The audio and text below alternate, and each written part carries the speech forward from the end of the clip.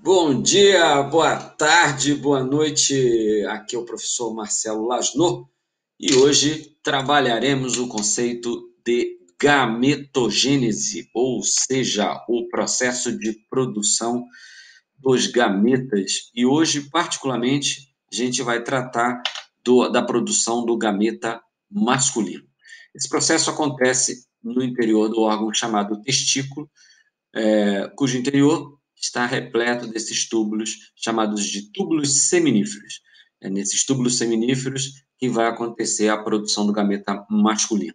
Aqui tem uma visão genérica do túbulo, essa aqui é a parede do túbulo, e essas células internas, essas são células internas do túbulo, essas são células externas ao túbulo.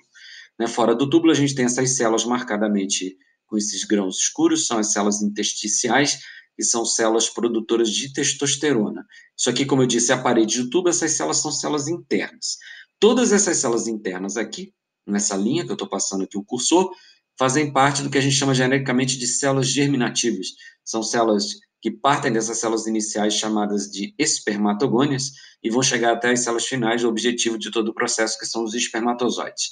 Entre essas células ficam as células de Sertoli ou células de Sertoli, que são células com capacidade de sustentar essas células germinativas e também ajudá-las na sua nutrição.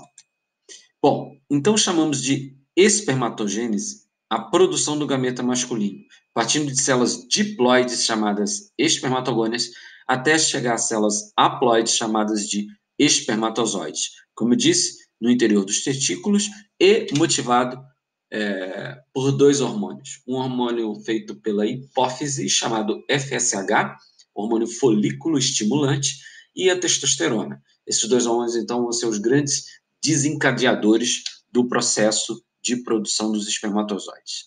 Bom, aqui é a visão geral da espermatogênese. A espermatogênese é dividida em 4 etapas. Primeira etapa, gente, as espermatogônias, essas células ditas iniciais, elas fazem o que a gente chama de a fase da multiplicação ou fase germinativa. Ou seja, é uma fase onde elas ficam fazendo mitoses e, consequentemente, aumentando de número, sobretudo a partir da puberdade.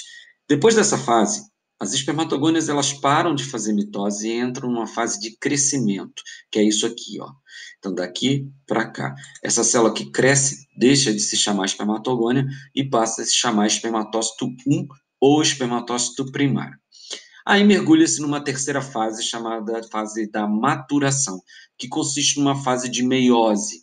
Especificamente é o que se dá, é todo esse trecho aqui. Na primeira parte da meiose, essa célula inicial, o espermatócito primário, ainda diploide, resulta em duas células intermediárias já haploides, você vê com 23 cromossomos, que a gente chama de espermatócitos secundários, que depois entram em meiose 2, resultando em 4 células finais chamadas de espermátides. E na quarta fase, essas espermátides, essa linha de 4, vai sofrer um processo chamado espermiogênese, que é um processo de diferenciação celular que vai resultar na transformação da espermátide, né, no efetivo espermatozoide. Essa é a quarta fase. Cuidado com os nomes, né? Espermatogênese corresponde a todo o processo e espermiogênese corresponde apenas à última etapa. Bom, aqui de novo um pouco, né, dessa fase geral da espermatogênese. Aqui a espermatogônia, que quando cresce se chama espermatócito 1, entra em meiose, primeiro formando o espermatócito 2, está escondidinho aqui, mas é espermatócito 2, tá? E aqui as espermátides, antes de se transformar em espermatozoide. Esse processo de transformação da espermátide em espermatozoide, a gente chama de espermiogênese. 3 coisas são importantes nessa fase de diferenciação. Primeiro, o aparecimento do flagelo. Segundo, a eliminação de citoplasma, vai ter uma redução citoplasmática razoável. E a terceira é o aparecimento do acrossomo, essa estrutura da extremidade do espermatozoide, cheia de enzimas importantes para fazer a digestão dos elementos superficiais do gameta feminino.